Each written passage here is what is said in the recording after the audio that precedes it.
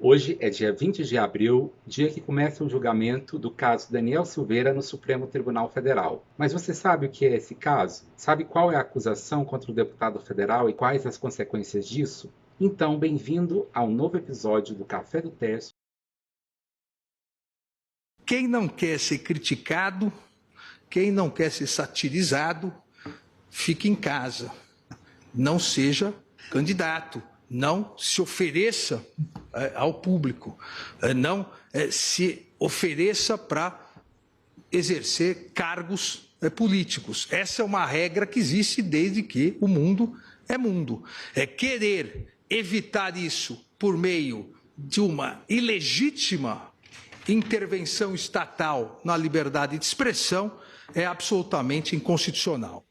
Eu dividi o vídeo em 3 partes. Na primeira parte, explicarei sobre o caso Daniel Silveira, a ação penal 1044. A segunda parte é a minha análise sobre esta ação penal. E a última e terceira parte, apresentarei as hipóteses do que vai acontecer hoje nesse julgamento.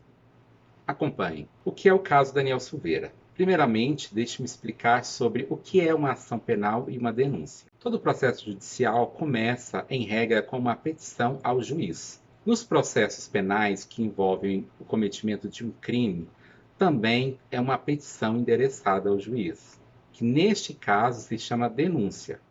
A denúncia é, em regra, apresentada pelo promotor de justiça.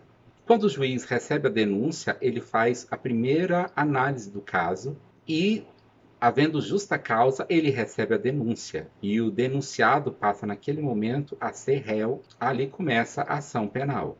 No caso do deputado Daniel Silveira, a denúncia foi recebida pelo Supremo Tribunal Federal, porque, no caso, o réu é um deputado federal. O Supremo recebeu integralmente a denúncia, que, no caso, consiste em 3 condutas delituosas. Isto é, na divulgação de 3 vídeos, e em cada um desses vídeos, o Ministério Público imputou 2 crimes. Então, ao todo, o deputado está respondendo por 6 crimes. Vamos ao primeiro fato.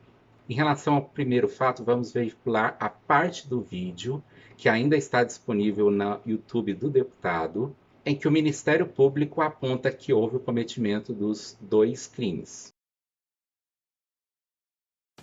Ou seja, o inciso 4º, ele é muito mais profundo, porque ele diz, é livre a liberdade de pensamento.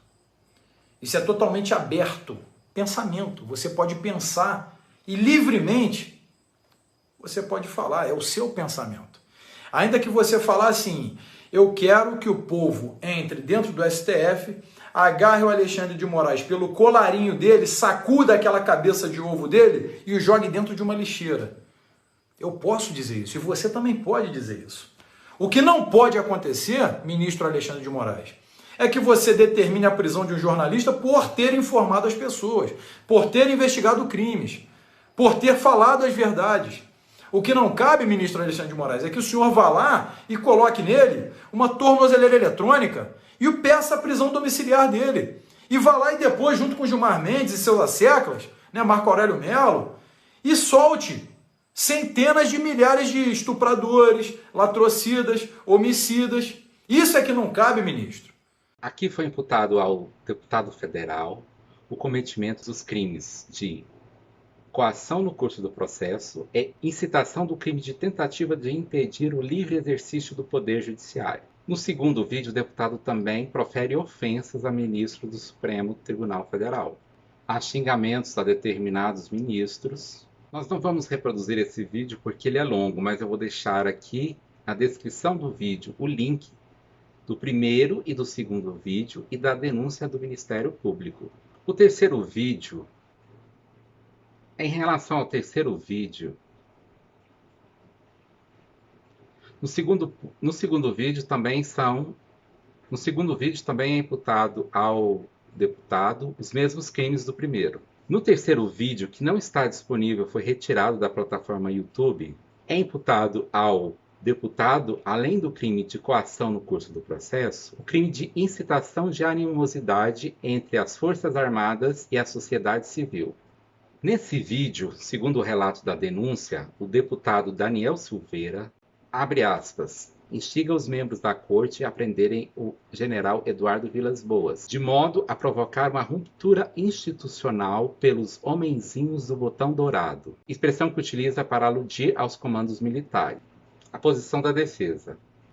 Além das teses defensivas que comentarei na próxima parte, a defesa publicou um comunicado ontem em que aponta a existência de preliminares que impediriam o julgamento do mérito hoje. O processo, para ser julgado, ele precisa estar saneado, ou seja, livre de vícios. Além dos vícios que nós já denunciamos, que é a suspeição, impedimento de 9 ministros do Supremo Tribunal Federal, há também a pendência de julgamento de inúmeros recursos. 2 agravos regimentais são de decisões monocráticas do ministro Alexandre de Moraes, estão parados desde setembro de 2021.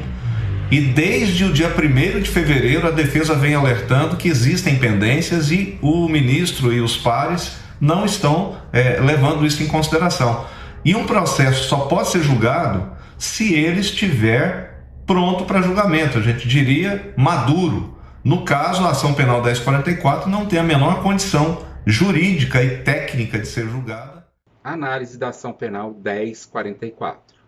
Inicialmente, sobre as preliminares apresentadas pela defesa, vamos destacar que no dia de ontem, o ministro relator Alexandre de Moraes julgou prejudicado 4 dos embargos de declaração que foram opostos pelo deputado Daniel Silveira. Além disso, a jurisprudência é pacífica no sentido de que a análise do mérito prejudica o julgamento de recursos pendentes das fases anteriores. Imunidade parlamentar. Uma das questões centrais deste julgamento é acerca da aplicação da imunidade parlamentar. O artigo 53 da Constituição Federal diz que os deputados e senadores são invioláveis, civil e penalmente, por quaisquer de suas opiniões, palavras e votos. Vejamos a manifestação do jurista Ives Gandra Martins sobre a imunidade parlamentar no caso Daniel Silveira. Artigo 53 da Constituição. O que diz o artigo 53? Que um parlamentar é inviolável em quaisquer manifestações. Quaisquer manifestações não põem em dúvida nenhuma. Enquanto ele falar qualquer besteira, se ele fizer, a Câmara tem que punir, porque ele tem que ter o decoro parlamentar, mas não cabe ao Supremo. Esse dispositivo do emenda número 35, como é que ele foi colocado na Constituição? Era deputado federal, um ex-presidente do Conselho Federal da Ordem, o deputado e advogado penalista, o Batóquio. O Batóquio, quando o Ibrahim Abier, o deputado, estava fazendo, trouxe a seguinte redação para o artigo 53. Inviolável em quaisquer manifestações no exercício das suas funções. E eu estou dizendo o que o Batóquio me contou num programa de televisão que fizemos juntos. Daí ele disse, Batóquio, ministro, lembrando o tempo que ele tinha sido ministro, se eu estiver falando com um eleitor meu, eu estou ou não nos exercícios das minhas funções? E o eleitor disse, ele disse, olha, eu acho que está. Ele disse, e se alguém achar que eu não estou? Não é melhor deixar essa redação de fora e colocar quaisquer manifestações, porque ele pode dizer o que quiser. Se faltou o decoro parlamentar, o Congresso pune. Mas ele tem o direito e não pode, é inviolável. O que aconteceu com o deputado? E nisso eu discordei muito do Alexandre, que eu admiro. O Alexandre pôs a Lei de Segurança Nacional acima da Constituição. Lei que, em matéria de manifestação, já tinha sido por Carlos Aires, quando ele era presidente do Supremo Tribunal Federal, afastado no que diz respeito à imprensa, a qualquer comunicação, etc. Porque foi colocado na Constituição, no artigo 220 da Constituição, que a liberdade de manifestação é ampla por todos os meios de comunicação. E o deputado, como representa, não ele. Um deputado, quando está lá, está representando 10, 20, 30, 100 mil eleitores. Quando se pune um deputado, está se punindo todos os eleitores que votaram nele.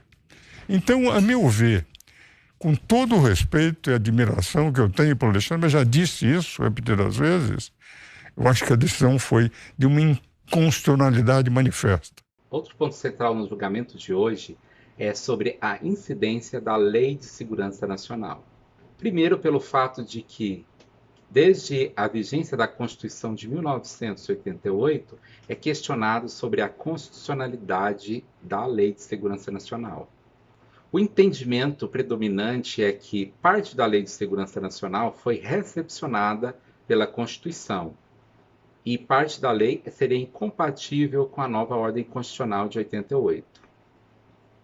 E um desses dispositivos que não foram recepcionados na Constituição se trata do crime de incitação de animosidade das Forças Armadas com a sociedade civil.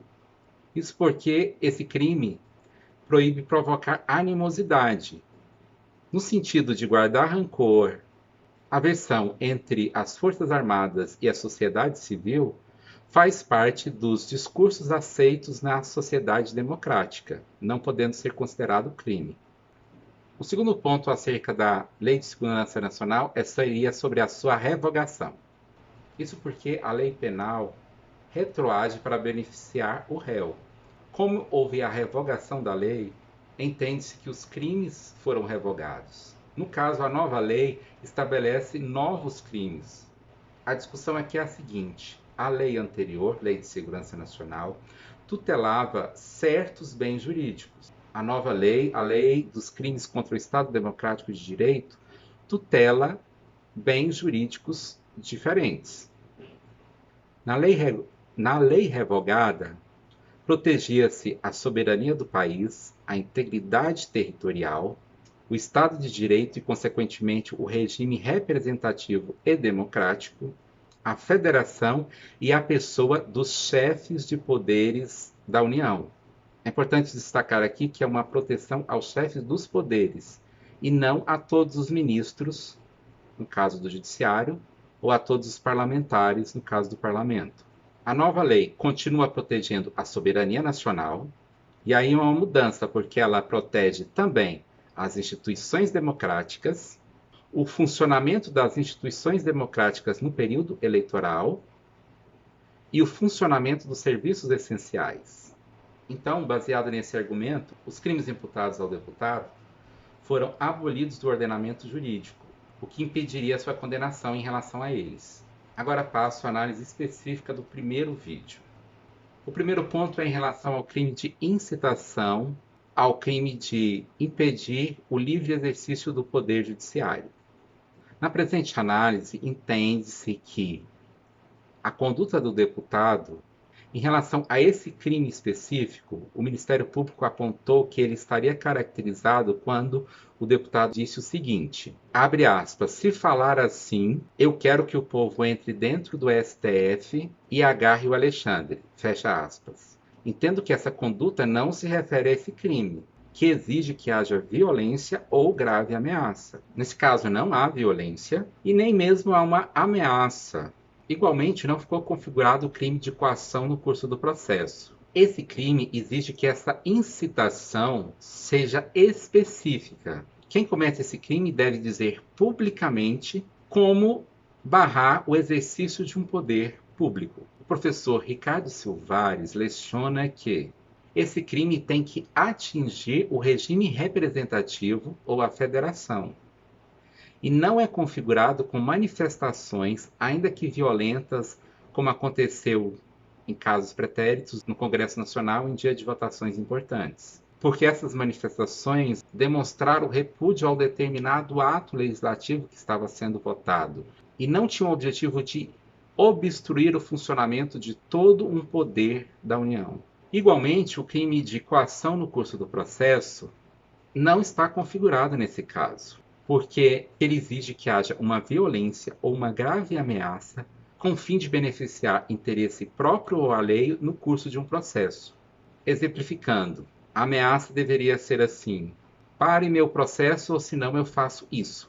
Agora passamos à análise do segundo vídeo. Nesse caso, meu entendimento é que os excessos cometidos pelo deputado são aqui um pouco mais acentuados. Ele diz em um dos trechos o seguinte, abre aspas, quando bater um cabo e um soldado na porta de vocês, não adianta fechar, ela vai ser arrombada. Sabe por quê? porque vocês estão abrindo essa precedência. Vocês estão descumprindo a Constituição. Sim, as Forças Armadas devem intervir. É o que nós queremos. Eu confesso que a maioria dos brasileiros pedem por isso. Fecha aspas. Aqui, como diz o jurista Ives Gandra, a despeito de repudiarmos a opinião do parlamentar, ela está protegida pela imunidade parlamentar. Isso porque a incitação ao livre exercício de um poder pressupõe que a ameaça seja factível. No caso, o deputado federal deveria ter algum tipo de ascendência sobre as Forças Armadas, ou alguma força que pudesse obstruir o funcionamento do Poder Judiciário. Ao que parece, ele não tem essa ascendência e nem poder para cumprir essa ameaça. No terceiro vídeo, além do crime de coação no curso do processo, que nós já explicamos, é imputado ao deputado o crime de incitação de animosidade entre as Forças Armadas e a sociedade civil. Em relação a esse crime, primeiro vamos destacar que ele é considerado pela doutrina como inconstitucional, isto é, ele não foi recepcionado pela Constituição de 88. Mas ainda que fosse constitucional, esse crime só é aplicado no caso de animosidade entre as diferentes forças armadas ou entre as Forças Armadas e a sociedade civil. Nele não há previsão de punição para a incitação de animosidade entre Forças Armadas e os poderes da União. Então, no caso, se fosse considerado isso como uma incitação, não seria nesse crime. Agora vamos falar um pouco sobre as consequências da condenação nesse caso. Se fosse condenado por todos os crimes, ainda assim a pena não seria alta.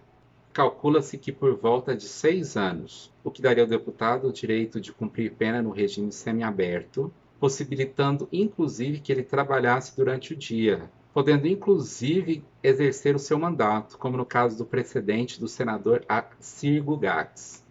Entretanto, mesmo parecendo sendo grave os crimes da Lei de Segurança Nacional, o que mais chama a atenção é a imputação do crime de coação no curso do processo. Isso porque uma condenação pelos crimes da Lei de Segurança Nacional, inclusive da nova lei dos crimes contra o Estado Democrático de Direito, não teria um condão de deixar o deputado inelegível para as próximas eleições. Porém, o crime de coação no curso do processo tornaria o deputado inelegível. A Lei Complementar 64 de 1990, a chamada Lei das Inelegibilidades, no artigo 1º, inciso 1, a linha E, prevê que são inelegíveis os que forem condenados por órgão judicial colegiado pelos crimes contra a administração pública. O Superior Tribunal Eleitoral, em julgamento de agosto de 2021, firmou seu entendimento de que o crime de coação no curso do processo estaria abrangido entre os crimes contra a administração pública, o que torna condenados por este crime inelegíveis. A mesma lei de inelegibilidade prevê no seu artigo 11 que essa condenação tem que ser proferida até o dia 15 de agosto do ano das eleições. Então, o julgamento foi marcado para antes do dia 15 de agosto, com a finalidade de condenação para que o deputado possa ficar inelegível e não possa concorrer às próximas eleições. Agora chegamos à última parte do vídeo, na qual vou mostrar as hipóteses do que ocorrerá no dia de hoje.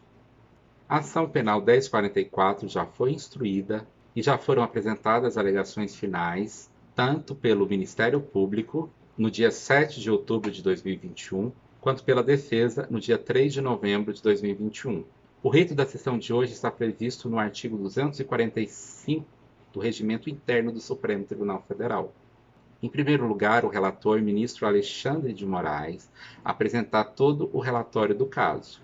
A segunda parte é facultativa, na qual o revisor, o ministro Nunes Marques, pode confirmar ou retificar o relatório. A terceira parte é destinada à acusação, no caso, o Procurador-Geral da República, pelo prazo de 1 hora, e depois a defesa do deputado por mais 1 hora. Em seguida, começa-se a votação, começando pelo relator, ministro Alexandre de Moraes, seguido pelo revisor, ministro Nunes Marques. Em seguida, votam os demais ministros na seguinte ordem. Ministros André Mendonça, Fachin, Luiz Barroso, Rosa Weber, Dias Toffoli. Carmen Lúcia, Lewandowski, Gilmar Mendes e, por último, o presidente Luiz Fux. Mas então, o que deve acontecer mesmo? A primeira hipótese, talvez a mais remota, seria da sustação do processo pela Câmara dos Deputados. O artigo 53, parágrafo 3º da Constituição Federal, o mesmo que fala sobre as imunidades parlamentares, diz que a ação penal pode ser sustada, isto é, suspender a tramitação da ação penal, desde que haja o requerimento de um partido político e seja aprovado pela maioria dos deputados. Já há requerimentos de 2 partidos políticos. Entretanto, a Câmara não votou, o presidente Arthur Lira não pautou esse requerimento de sustação. Se a ação fosse sustada, não causaria prejuízo, porque durante esse prazo de suspensão, a prescrição também estaria suspensa. Entretanto, como não foi pautada a sustação, dificilmente ela ocorrerá no dia de hoje. Na manifestação do Ministério Público, ele pode pedir a condenação por todos os crimes ou por algum deles, e também pode pedir a absolvição. No caso de concluir o julgamento iniciado hoje, dia 20 de abril, e condenar o deputado pelo crime de coação no curso do processo, encerrado o julgamento, e aqui é necessário destacar que não há necessidade de trânsito em julgado. Assim, o réu fica inelegível e não pode concorrer nas próximas eleições. Mas o que pode ser feito para que esse julgamento não seja encerrado? No caso, qualquer ministro do Supremo pode pedir vistas do processo, que não tem tempo determinado para que ele volte à pauta de julgamentos. O mais provável é que aconteça um pedido de vistas por parte do ministro Nunes Marques, que é o revisor desta ação penal e que dá o segundo voto. Depois dele vota o ministro André Mendonça, que também é um dos cotados para pedir vistas do processo. Espero que possa ter contribuído para que você entenda melhor o caso Daniel Silveira.